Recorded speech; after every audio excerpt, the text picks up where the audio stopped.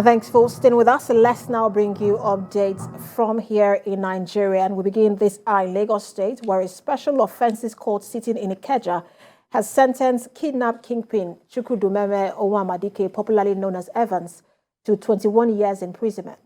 Justice Oluwatoyin Taiwo convicted and sentenced Evans and his co-defendant, Victor Aduba, to 21 years imprisonment for kidnapping one Silvanus Hafia. Mr. Evans and his co-defendants were before the court on 4 counts of conspiracy, kidnapping, and unlawful possession of arms. They were accused of conspiring and kidnapping Silvanus Ahanono Hafia on the 23rd of June 2014 at Amuwodofin area of Lagos, and were alleged to have captured and detained Mr. Hafia and demanded a ransom of $2 million. But the defendants pleaded not guilty to the charges preferred against them. Monday's jail term is the second sentence against the kidnap kingpin. Justice Hakeem Oshodi had earlier sentenced him and 2 others to life imprisonment for conspiracy and the kidnap of the managing director of Maiden Pharmaceuticals Limited, Donatus Juno.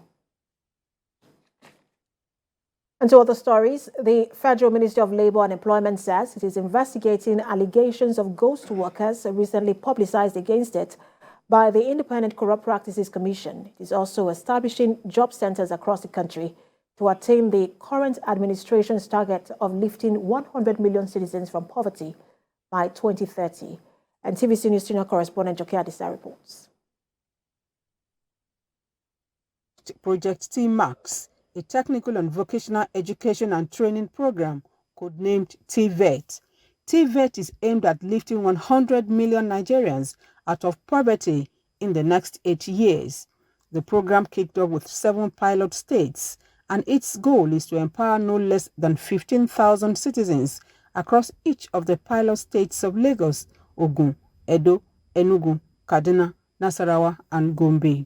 With the new National Development Plan, Kachalom Daju is the permanent secretary in the Labour and Employment Ministry, one of the ministries critical to the survival of the project. She says 16 job centers have so far been created as government makes efforts to have centers in every of the 36 states and the Federal Capital Territory. the federal government's policy to move 100 million Nigerians out of poverty is real. With the new National Development Plan 2021 to 2025, I'm sure you are aware that there are many thematic areas, and it is not just Federal Ministry of Labour and Employment, it's multi-sectoral. And different sectors will come together to ensure that this is achieved. And it's not just federal government. The private sector is supposed to play a huge role. Data provided by the National Bureau of Statistics indicate that unemployment rate in the country spiked to 33.3% in the fourth quarter of 2022 from 27.1%. The permanent secretary implores journalists to work with reliable data to project the many efforts of the government at job creation. She also speaks on the controversy generated by the recent report of the ICPC indicating the existence of ghost workers in some ministries, including Labour and Employment. The permanent secretary assured Nigerians that anyone found culpable would be prosecuted. Yes, investigations are ongoing. I cannot tell you for certain because I was not here at the time, but government is continuous, so definitely I'll give you an answer. The federal government is looking into it, not only in the Federal Ministry of Labour and Employment, but in all MDAs that are alleged to have been part of whatever happened. A report by the ICPC indicated that 49.9 billion naira was paid as salary to non-existing government staff, popularly called ghost workers, between January and June 2022. Joke Adisa, TVC News, Abuja.